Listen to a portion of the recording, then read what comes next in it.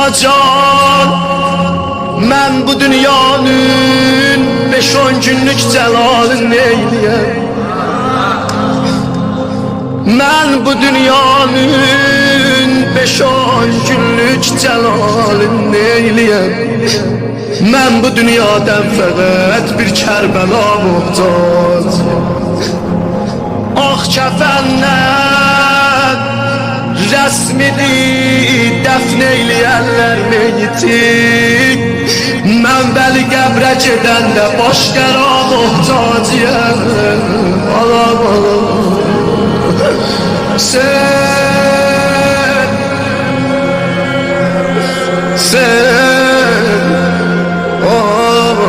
ben qətliqah rozəsi hamızdan iltiması dualarım. Zeynəb gəldi qadiyə qətliqah. Baxdı